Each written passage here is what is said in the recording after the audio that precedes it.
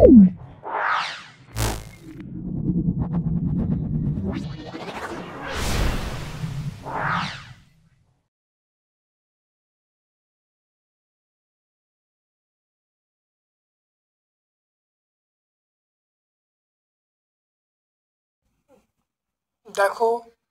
First summative পরীক্ষার প্রশ্ন, SI পদ্ধতিতে জি এর গড় মান, সেটা 9.8 মিটার পার সেকেন্ড স্কোয়ার। কাঁচকে রেশম দিয়ে ঘষলে কোন বস্তুতে কোন তড়িৎ উৎপন্ন হয়? কাঁচে, তাহলে আমরা বলবো কাঁচে ধনাত্মক। কাঁচকে রেশম দিয়ে ঘষলে তাহলে কাঁচে আমরা বলবো ধনাত্মক, আর রেশমে আমরা বলবো ঋণাত্মক। কাঁচে ধনাত্মক, রেশমে ঋণাত্মক। নুনের গলনাঙ্ক আমরা বলবো প্রায় 800 ডিগ্রি সেন্টিগ্রেড। এখানে 801 ডিগ্রি সেন্টিগ্রেড। তুঁতে জৈব দাবকে, এটা বলবো জৈব দাবক। তুঁতে জৈব দাবকে গুলে যায়, মানে জলে গুলে যায়। এরপর চলে এসো গ্যালিলিও সূত্রগুলো। অবাধে পতনশীল বস্তুর ক্ষেত্রে গ্যালিলিও সূত্র লিখতে বলছে।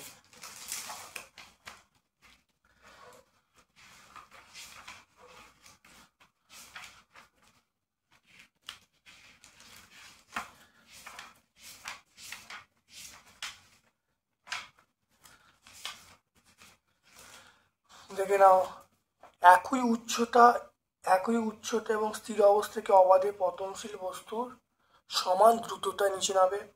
নাম্বার 2, সময় বাড়ার সঙ্গে সঙ্গে পতনশীল বস্তুর বেগও বাড়ে। নাম্বার 3, সময় বাড়ার সঙ্গে সঙ্গে পতনশীল বস্তু অতিক্রান্ত দূরত্ব বাড়ে। তারপরে দেখো, কুলম্বের সূত্র লিখতে বলছে, গাণিতিক রূপটা লিখতে বলছে। তো দেখে নাও, দেখো দুটো বিন্দু আধানের মধ্যে যে আকর্ষণ বিকর্ষণ বল আধান দুটোর কেন্দ্র বরাবর কাজ করে, এবং আকর্ষণ বিকর্ষণ বলের মান আধান দুটোর গুণফলের সমানুপাতিক এবং দূরত্বের বর্গের ব্যস্তানুপাতিক। এটা দেখো, এর গাণিতিক রূপ দেখে নাও, F = K Q1 Q2 R²। দেখে নাও ভালো করে। এরপরে চলে এসো পেশি সংকোচনে এবং স্নায়ুস্পন্দন পরিবহনে ক্যালসিয়াম, সোডিয়াম এবং পটাশিয়ামের ভূমিকা।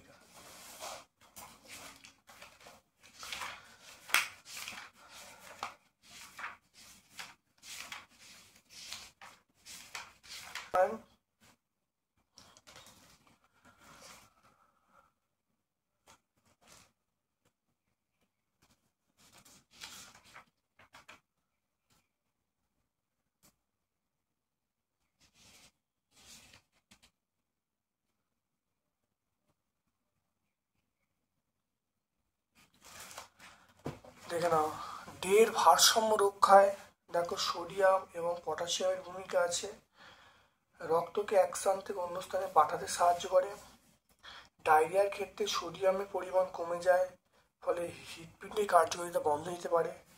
এটা ছাড়াও হৃৎপিণ্ডের কার্যকারিতার জন্য আমরা কি বলবো, ক্যালসিয়াম এবং পটাশিয়াম দরকার। অম্লকারের ভারসাম্য রক্ষা করে পটাশিয়াম। আমরা এই পয়েন্টগুলো উল্লেখ করে দেবো।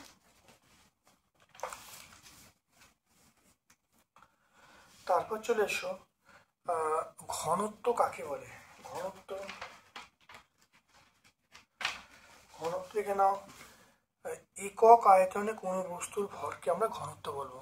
ঘনত্বে বুঝতে পারলে, ঘনত্বে জলের ঘনত্ব যদি সিজিএসে বলি, তাহলে সিজিএসে জলের ঘনত্ব, এটা আমরা সিজিএসে যদি জলের ঘনত্ব বলি তাহলে 1 গ্রাম পার সিসি। তাহলে সিজিএসে জলের ঘনত্ব 1 গ্রাম পার সিসি। তরলের চাপ কাকে বলে? চাপ কোন কোন বিষয়ের উপর নির্ভর করে? তরলের চাপ দেখে নাও, তরলের মধ্যে কোনো বিন্দুর চারিদিকে একক ক্ষেত্রফলে লম্বভাবে যে বল প্রযুক্ত হয় তাকে তরলের চাপ বলে। তরলের চাপ দেখো নির্ভর করে তরলের গভীরতার উপরে, ঘনত্বের উপরে এবং অভিকর্ষিত অর্ডারের উপর নির্ভর করে। এরপর দেখো রাসায়নিক পদার্থের রাসায়নিক ধর্ম কাকে বলে? পদার্থের রাসায়নিক ধর্ম যে ধর্মের জন্য পদার্থের অভ্যন্তরীণ অণুর গঠন পরিবর্তন হয় এবং অন্য ধর্মযুক্ত পদার্থ তৈরি হয় তাকে আমরা পদার্থের রাসায়নিক ধর্ম বলবো। এখানে রাসায়নিক ধর্মের পরিবর্তন কি করে বুঝবে? দেখো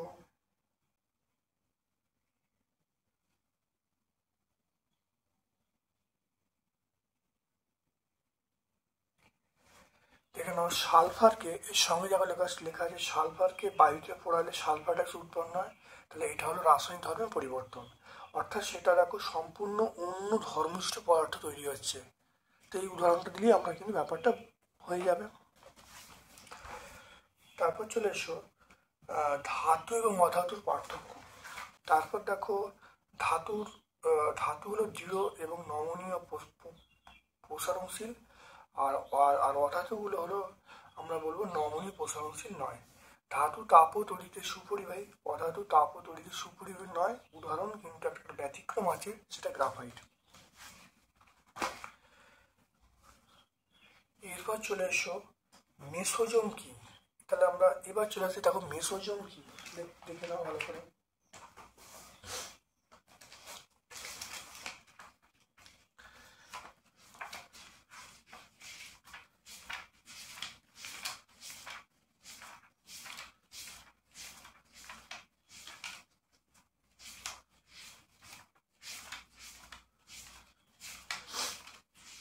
দেখে নাও মেসোজোম বলতে দেখো ব্যাকটেরিয়া কোষে মাইটোকন্ড্রিয়া থাকে না, পরিবর্তে কোষ পর্দা ভেতরের দিকে সাইটোপ্লাজমের দিকে ভাঁজ হয়ে থলির মতো মেসোজোম গঠন করে।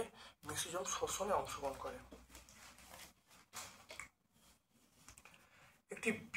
একটি বৃহত্তম কোষের নাম। এখানে দেখো বৃহত্তম কোষের নাম আমরা বলবো উট পাখির ডিম।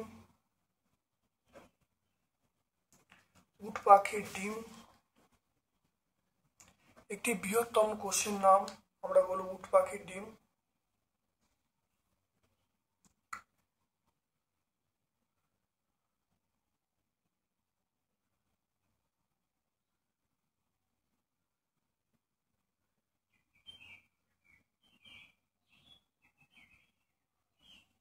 একটা বৃহত্তম কোষের নাম, এটা কিন্তু আমরা উট পাখির ডিম বলবো। প্রস্তর কোষ উদ্ভিদের কোন অঙ্গে পাওয়া যায়? কাণ্ডে পাই। প্রস্তর কোষ উদ্ভিদের আমরা কোথায় পাই? কাণ্ডে পাই।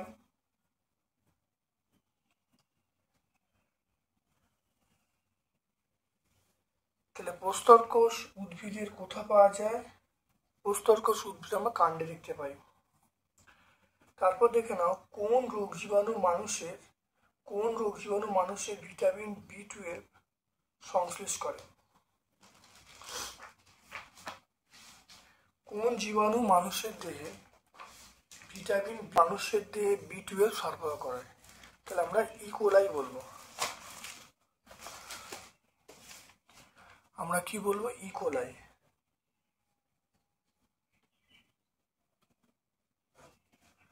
তারপর দেখে নাও আত্মঘাতী থলি কোন কোষীয় অঙ্গাণুকে বলে এবং কেন?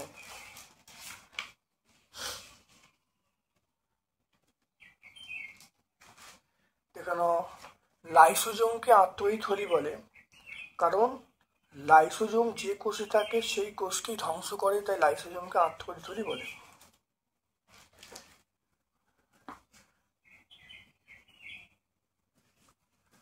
তারপর চলে এসো, এটা পুরাতন বই থেকে করছি, পেজ নাম্বার তোমাদের নাও মিলতে পারে।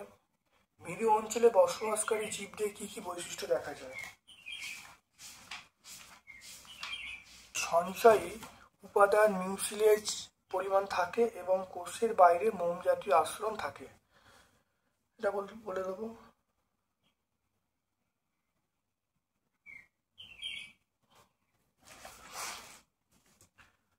তারপরে দেখে নাও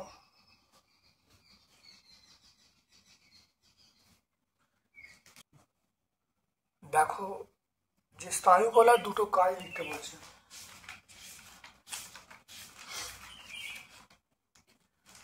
দেখে নাও, স্নায়ুকলার কাজ 1 নম্বর হলো সংবহনে অংশগ্রহণ করা, 2 নম্বর উদ্দীপনা পরিবহন করা, 3 নম্বর পেশিকোষের সংকোচ ঘটানো, গ্রন্থি করা, ক্ষরণ নিয়ন্ত্রণ করা, এগুলো আমরা বলবো। কোষ পর্দার গঠন সংক্ষেপে বর্ণনা করতে বলছি। কোষ পর্দা গঠন দেখে নাও। এখানে দেখো কোষ পর্দা, এটা লিপিড কোষ পর্দা, দেখো লিপিড, প্রোটিন লিপিড দিয়ে গঠিত, লিপিড এবং প্রোটিন দিয়ে গঠিত একটি পর্দা কোষকে চারিদিকে ঘেরা থাকে এবং লিপিডের দুটি স্তরের মধ্যে বিভিন্ন ধরনের প্রোটিন অণু বর্তমান থাকে এবং বিভিন্ন কোষীয় অঙ্গাণু, যেমন বিভিন্ন কোষীয় অঙ্গাণু, এগুলো ব্যতিক্রম থাকবে মাইটোকন্ড্রিয়া ক্লোরোপ্লাস্ট গঠনে সাহায্য করছে।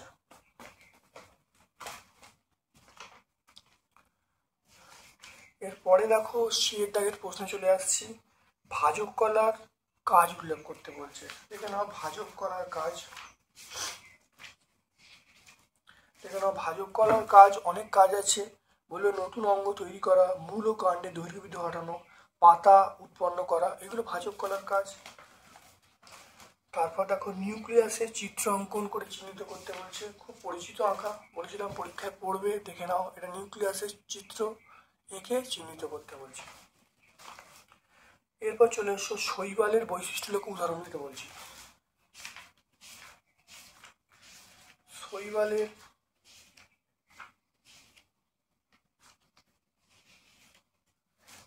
শৈবালের বৈশিষ্ট্য, এক হলো শৈবাল এককোষী হবে, আর এদের দিয়ে কোষ প্রাচীর এবং নিউক্লিয়াস নানা রকম কোষীয় অঙ্গাণু থাকবে, আর নিজের থেকে খাদ্য তৈরি করতে পারবে, এরা জলে বাস করবে।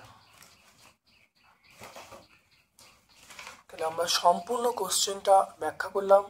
আশা করি তোমরা এই ভিডিও থেকে উপকৃত হবে এবং যাদের পরীক্ষা হয়নি তো অবশ্যই এই সেটটা দেখে নেবে, অত্যন্ত কার্যকরী সেট।